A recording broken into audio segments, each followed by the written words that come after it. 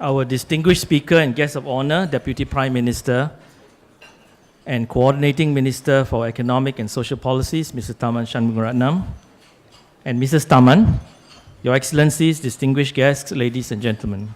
A very warm welcome to this year's Economic Society of Singapore annual dinner. This year marks the 60th year since the founding of the Economic Society of Singapore. Established in 1956, the Economic Society of Singapore is a non-profit organization of economists, professionals, academicians, and policymakers interested in economics.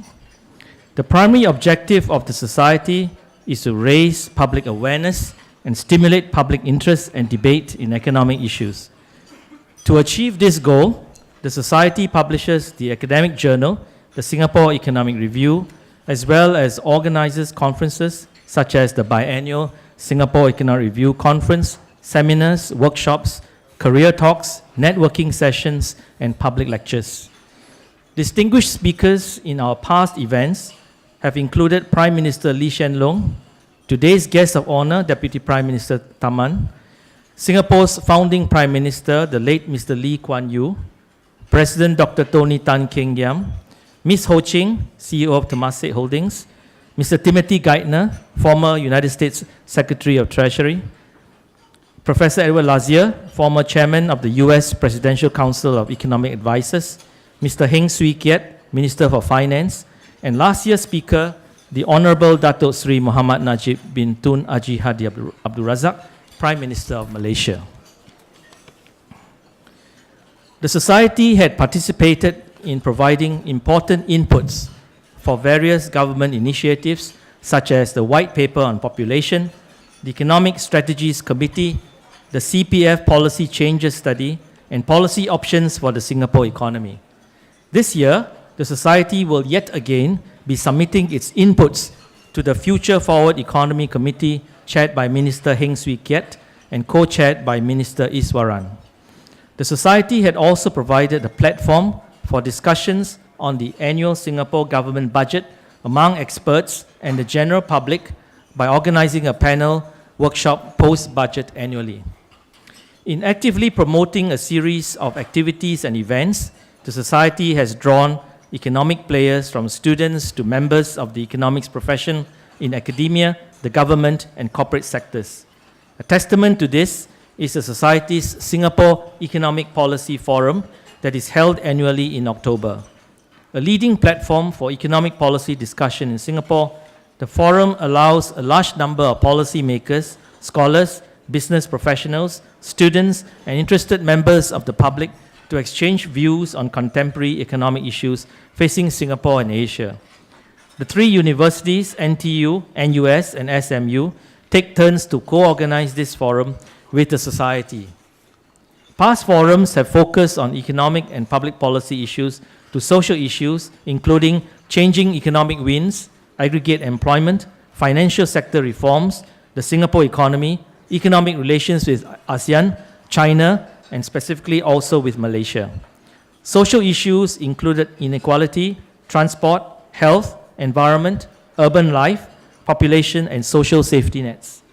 This year's Singapore Economic Policy Forum will be held on 27th of October at the Regent Hotel with the theme Pathways Towards Economic Dynamism and Inclusion, Lessons and Challenges for Singapore, where the focus will be on productivity, creative and disruptive technologies, and the information economy. The Society has just launched its new series of questions and answers with public officials and CEOs. Called the ESS 120 series, it hopes to allow maximum participation of ideas and discussion of controversial and contemporary issues as they affect Singapore. 120 stands for 2 hours of talk and discussion. The first ESS 120 was held on 2nd of September with Permanent Secretary Mr. Pang Kin Keong from the Transport Ministry with 3 panelists asking their questions. It was very well received with a very good response rate and quality discussions. The Society also continues to place a strong emphasis on education and nurturing young talents. The Society's Education Committee actively engages teachers and students of economics through the annual Junior College Seminar Series, in which professional economists and university academicians participate as speakers on various contemporary economic issues. As part of its outreach efforts, the Society is launching the inaugural Outstanding Economics Teacher Award this year. Up to 2 awards will be given to outstanding economics teachers in Singapore who have exhibited excellence in the teaching and the learning of economics. Besides recognizing outstanding economics teachers, the awards will also promote sharing of best practices by outstanding teachers and encourage economics teachers to achieve professional excellence. I would like to thank the Ministry of Education's Curriculum Planning and Development Division, who have provided support, inputs, and details for the help in setting up this award. I would also like to thank World Scientific Publishing, who is sponsoring the Cash Award to be used for professional development. The recipients of this award will be announced at the Singapore Economic Policy Forum. The Society also organizes student essay competitions with the original sponsorship, which has been continued to this day by the Monetary Authority of Singapore. Gold medal awards for outstanding graduates in economics and study tours.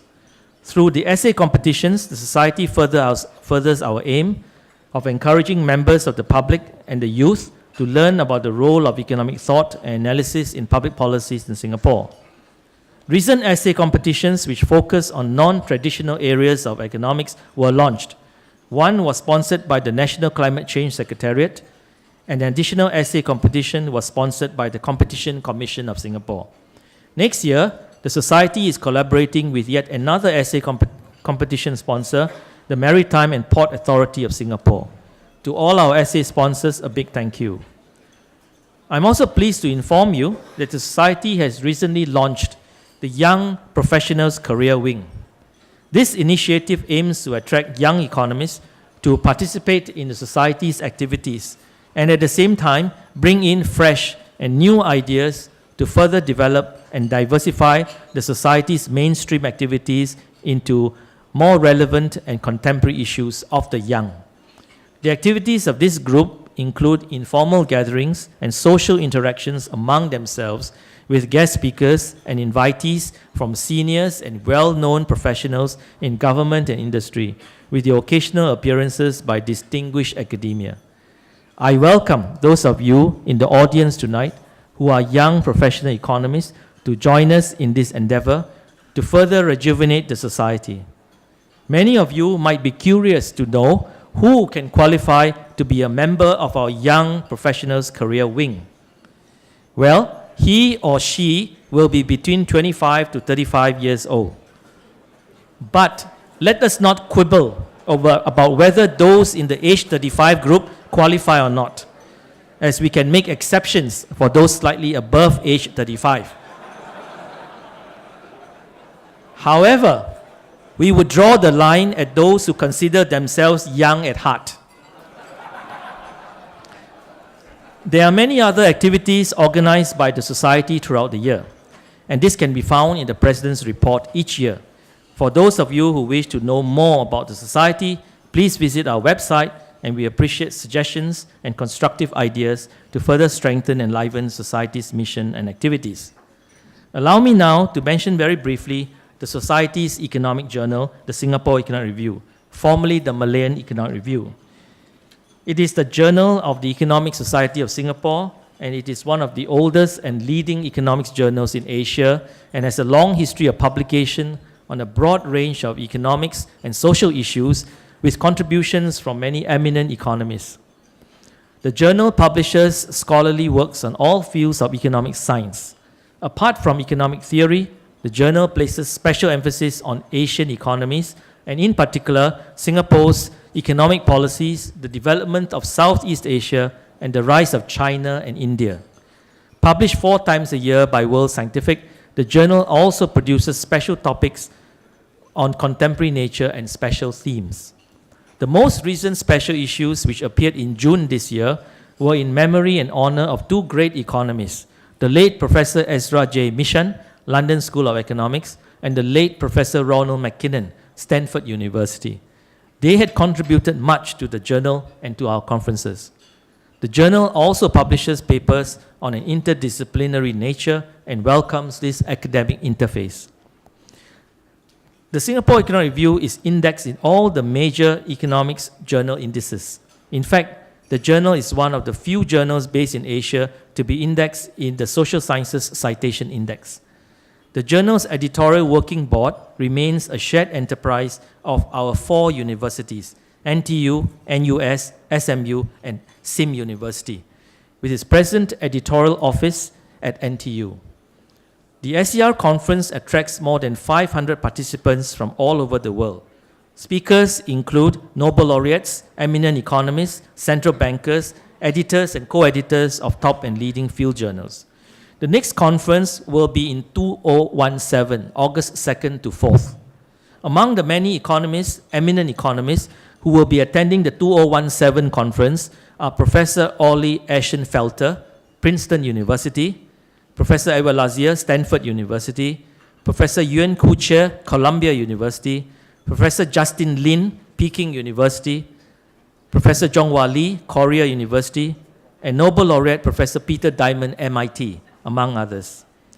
The journal would like to acknowledge the significant support of the 4 universities and a special mention to NTU for its unwavering strong support to the SER conferences in recent years.